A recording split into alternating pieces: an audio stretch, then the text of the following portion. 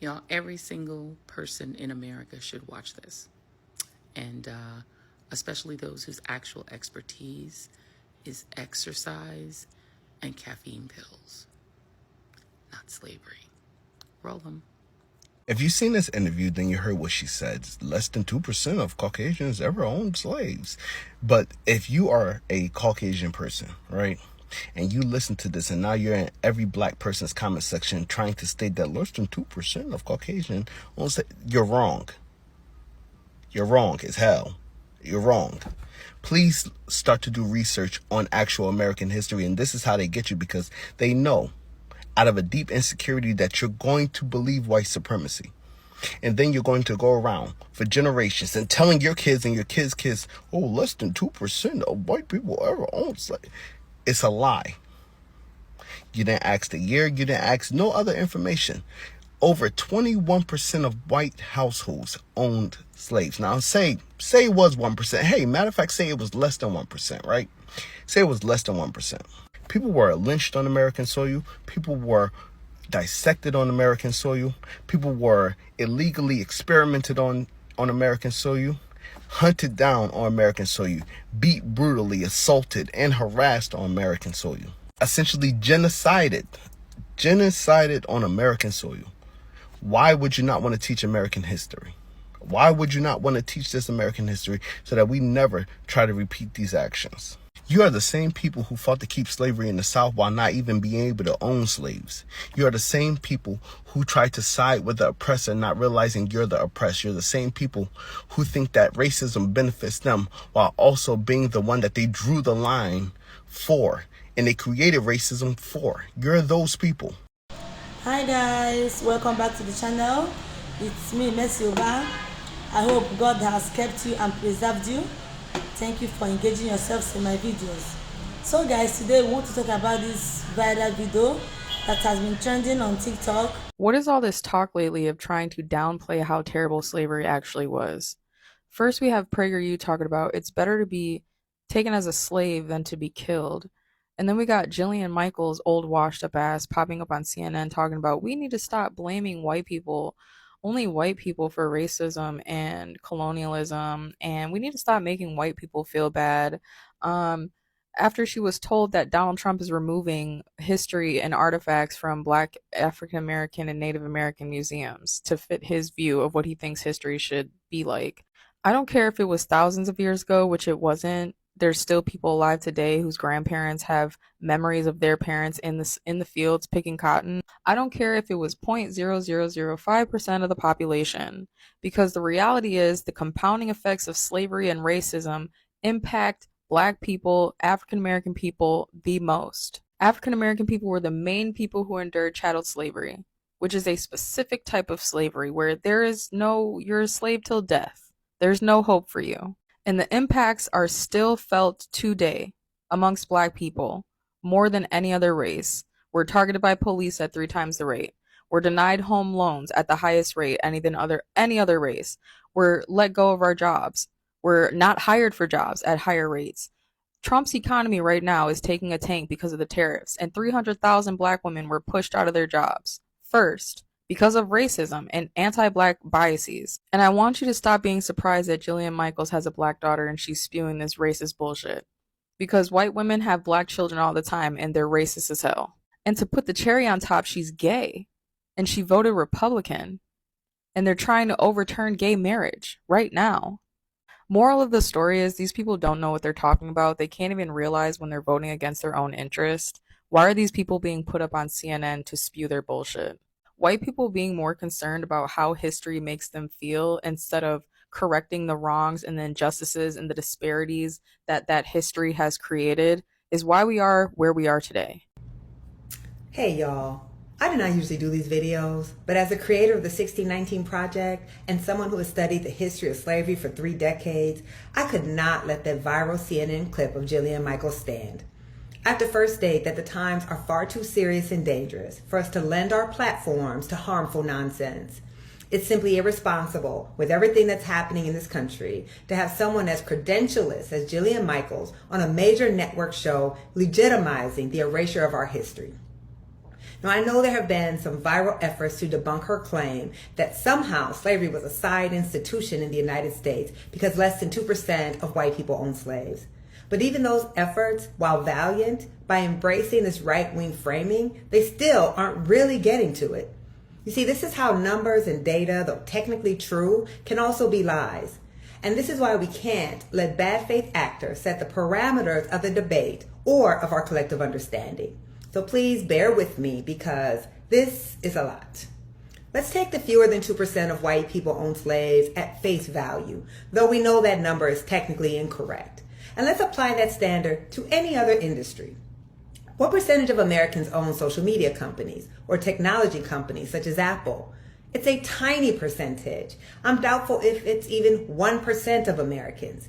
And yet no one would credibly argue that social media companies are not ubiquitous across American life, that they don't play a major influence on our political, social, and economic life in America. And in fact, what we know is that more than 70% of Americans use social media, though hardly any Americans own social media platforms. There's a reason that the heads of Meta, Apple, and Amazon, Google, and X all took part in Trump's inauguration festivities, with several of them standing on the actual dais during Trump's inauguration. These men also happen to be amongst the wealthiest in the world and demonstrate how a small cadre of super wealthy men can have an outsized impact on American politics and culture. This is just critical thinking, y'all. So if we want to play the numbers game, the much more important measure is what percentage of Americans own slaves? No, but what percentage of those empowered did? So here we go. Before 1865, the end of slavery in the United States, 63% of U.S. presidents had been slave owners at some point in their lives. More than 1,800 members of Congress owned slaves, meaning between 1789 and 1819, more than half of the men elected to Congress each session were slave owners. What about the Supreme Court? 26 of this nation's first 30 Supreme Court justices were enslavers, and about half of all the Supreme Court justices before the Civil War were enslavers. So many Supreme Court justices were enslavers that if we added up all the Supreme Court justices coming all the way to this present court, 1 out of 4 of all Supreme Court justices in this nation's history were enslavers. I mean, let's just look at our money.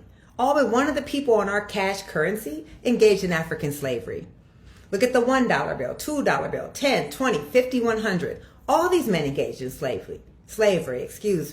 It's weird that we didn't value all those non-slave holding white people enough to put them on our money. The majority of the most powerful men in this country, the men who made the federal laws, interpreted the laws, and enforced the laws, built their wealth on African slavery. And I assure you, that number says much more about the country we inhabit than that 2%. But let's not stop there, because even limiting the boundaries of the conversation to those who owned other human beings is highly misleading. Much like technology today, slavery in the United States was a national endeavor that undergirded not just our political system, but our entire economy. During the height of slavery, it was not the Northeast, Boston or New York, but the Mississippi River Valley in the Deep South that had more millionaires per capita than anywhere in the nation. And the Confederacy, had it succeeded at being a separate country, would have been the 4th richest nation in the world when the Civil War started. Enslaved people in the U.S. produced 7/8 of the world's cotton supply. Enslaved-grown cotton constituted 50% of all U.S. exports, making it the #1 export in America. And the North was completely intertwined in slavery, so much so that at the start of the Civil War, New York City actually considered seceding from the Union because the economy of the nation's trade capital was so heavily reliant on slavery.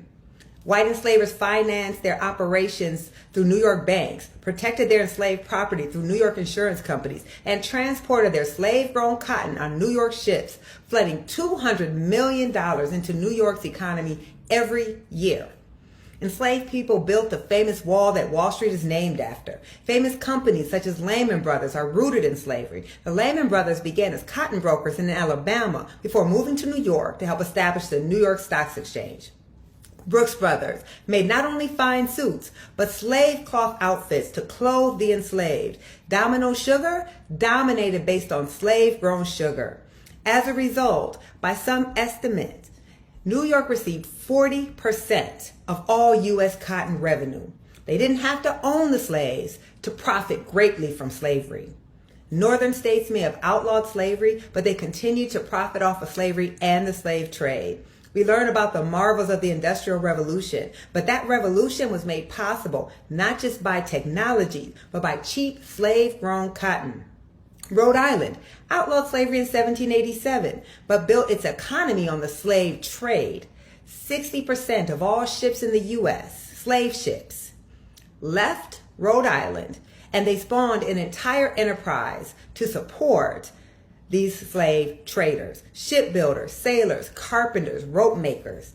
James DeWitt, he was a Rhode Island slave trader, and when he died in 1837, he was the second richest person in America.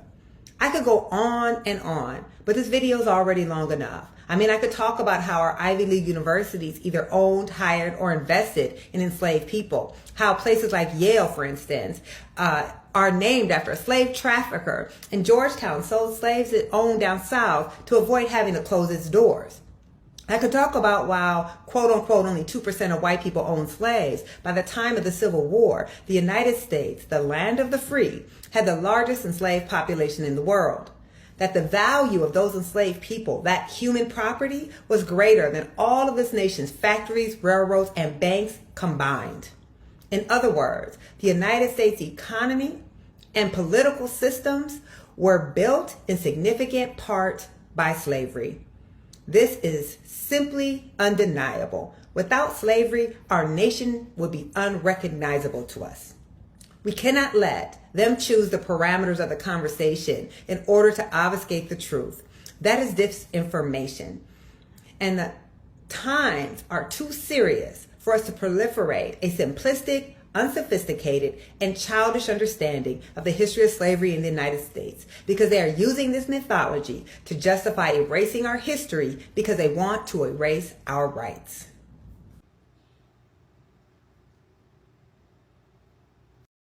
Thank you for watching my videos. Please don't forget to like, share, and subscribe to my videos to help the channel out.